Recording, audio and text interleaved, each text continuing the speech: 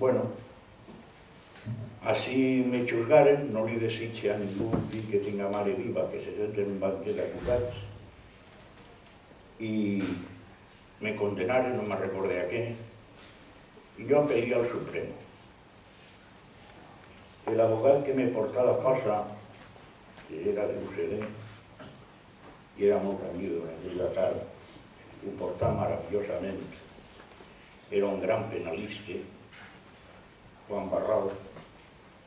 Total, de que en el Supremo así que una nota en el gigante de que del abogado de Sánchez Guarner, el Supremo han visto la causa de tal y el abogado de Pascual Martín Villalba ha hecho un ridículo, no sé cuántos demás. Yo un carteta al periódico. En el Supremo no se juzga de nuevo ni comparecen abogados ni nada. Para nuestro juzgado y aquí verán si la sentencia se ajusta a derecho. Lo que dice el señor abogado Juan Manuel es una burla. Bueno, total, de que després de la Purísima arriba a ma casa una carta, un certificat, per el qual el Tribunal Suprem m'absolvia a mi i condenava Sánchez Guarner a pagar els costos. Durà una setmana o cosa així, si volgués. Bueno, molts anys que no guarda el puesto tots. Lamentablement, jo en part admirava Sánchez Guarner perquè era un home molt treballador. En el seu despatx de la facultat sempre estava obert, clar, aquest catalanisme, però sempre estava obert a tots els discípuls que anaven. Hi havia altres catedràtics valencianistes que no se manejaven per res de res. Eren prou gossos, però en fi. El cas és això, que se moïa i molts anys que m'ho guarda el puesto.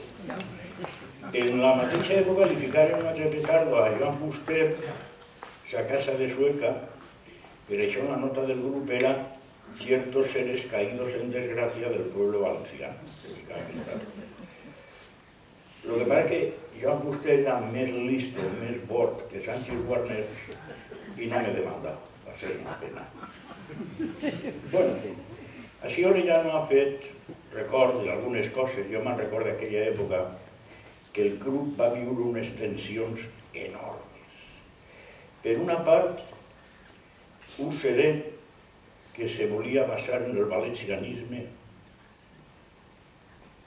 encara que tenia eminents catalanistes dins de les seues candidatures, com Burguera, com Muñoz Peirats, com tots aquells. Però n'hi havia un sector molt valencianista, molt. I jo d'això vull dar gràcies públicament a Vicent Baixauli, que des de dins de la UCD va manejar el valencianisme d'UCD fins a graus increïbles. És una d'aquestes persones que fan la faena en la seva senzillesa d'home de poble, que tal, és intel·ligentíssim. I per una altra banda, hi havia un partit valencianista entonces, URB, que presentava de candidat al senyor Ricard Lumbreras, i clar, entonces en el grup tenia el sector ucedista, el sector urrebista i el sector del socialisme, que estaven en contra de lo que feia el seu partit, però els fotia tindre que donar la raó a la UCD o a URU. Entonces era un poc com el gos de l'hortelà. Però, en fi, se solventà aquell problema, s'anà avant, vingué el 9 d'octubre famós de la cremada de la Màrfega i el grup continuà cavalgant. El grup feu coses molt importants. La primera cosa per a mi que era fonamental era el parterre. Per què era fonamental?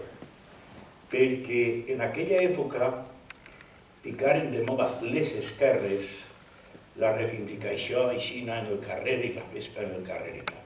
Doncs nosaltres, doble festa. Tots els diumenges al parterre. Teníem en aquella època també, va ser importantíssim durant 4 o 5 anys, fer l'escola valenciana d'estiu. En assistència hi hagué any de més de 200 mestres valencianistes. Allò va ser extraordinari. No sé ara com si se portarà, si s'haurà deixat, no ho sé. Però allò va ser importantíssim. la llavor editorial del grup perquè estem convençuts que les paraules passen però els llibres queden. N'hi havia que donar testimoni per escrit de lo que pensàvem i de lo que volíem. A mi m'oferiren entrar en política a la UCD, Unió Valenciana, el PP. Jo no vaig voler mai, perquè la veritat és que com no crec en això. Dius, és que no eres democràtic? Sí que soc democràtic, sí. Però la democràcia se basa en la separació de tres poders. El legislatiu, l'executiu i el judicial. Resulta que venen les eleccions i n'hi ha un partit que guanya i un altre partit que perd. Jo me'n vaig al meu representant del partit que ha perdut. Escolta, me diguereu, ay, como hemos perdido, espérate a las próximas elecciones, ya veremos, tenemos que hacer la oposición, ¿vale? Jo me quede en representant, però que no m'aprofita per res, però les meves reivindicacions. I la segona part és que si sou del partit que ha guanyat, la burla és més grossa. Perquè el dia següent de les eleccions i que forma govern, deixa de representar-me a mi per representar a l'executiu, al partit que ha guanyat, que forma el govern. A més, els capos d'aquest partit, que són els capos del partit que té la majoria en el legislatiu, és el que forma l'executiu. I el que se mueve no sale en la foto que dia guerra. Per tant, la separació de poder, mentida. I el poder judicial, pues tots saben el que està passant. Hi havia un Tribunal Supremo i ja ficaren per damunt d'ell el Tribunal Constitucional per poder continuar manipulant la justícia. No crec, pues, és tonto entrar a jugar en això. I no vaig voler. I varen fer el que podien. Varen fer, jo què sé, jo me'n recorde el dia que s'acordava l'Estatut d'Autonomia en el despatx de Manuel Roseto i que del món cultural valencianista anaren Paco Domingo de València 2000 i un servidor de després. I allí estan els representants de l'esquerra i de l'AUCE de Centro Derecha i del Partit Comunista, el senyor Palomares. Allí s'arribava al pacte de l'Estatut respecte a la senyera i tal. Recorde molt bé que hi havia qui se conformava en el blau.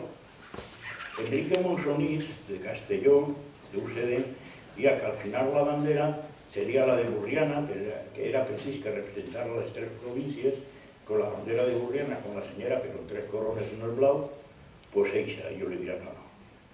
La senyera és la senyera, i té tres florons grans que representen València, Castelló i Alacant. I si me pugeu un poc, els més menús representen el castellano parlant i el valenciano parlant. Hombre, Pascual cede, jo deia, però anem a veure, com puc cedir d'una cosa que no és meua? La senyera no és meua. El títol de regne de València no és meu. Jo la recibí de la història. L'herència de la història és el que conforma la pàtria. Jo tinc l'obligació de passar-ho així als meus fills. Bueno, pues al final ens fiquem en la nostra. Tristament, jo vaig dir una vegada en les reunions que fèiem en el Rapenat que la lluita valencianista era per a 20 anys, si tot anava bé. La gent se tirava les mans al cap. Vinga, ai, mare meva! Ara tots firmaríem perquè haguera sigut per 20 anys. I en efecte m'equivoqué perquè si Unió Valenciana haguera fet el que tenia que haver fet en comptes d'omplir la panxa i la butxaca, els 20 anys s'haguera acabat la batalla en el triomfo valencianista de la guerra. Ho lamente haver-me equivocat. Jo diria, si tot va bé, lamentablement no va anar bé, que ja anem a fer. Però el grup, en aquella època, jo me'n recordo, guanyar el PSOE per majoria absoluta, i nosaltres ens havíem trencat els cascos perquè era el pitjor que podera, pues en tota la meva jeta escrivia una carta felicitant al secretari general del PSOE por su victoria y esperábamos de su valencianismo.